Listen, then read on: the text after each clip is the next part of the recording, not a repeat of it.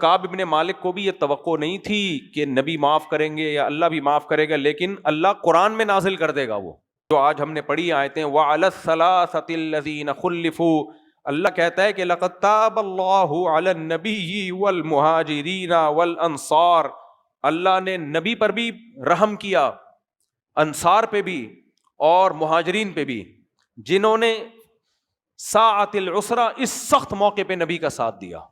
यानी अल्लाह ने ग़ज़वा तबूक में जाने वालों की बहुत ज्यादा हौसला अफजाई की।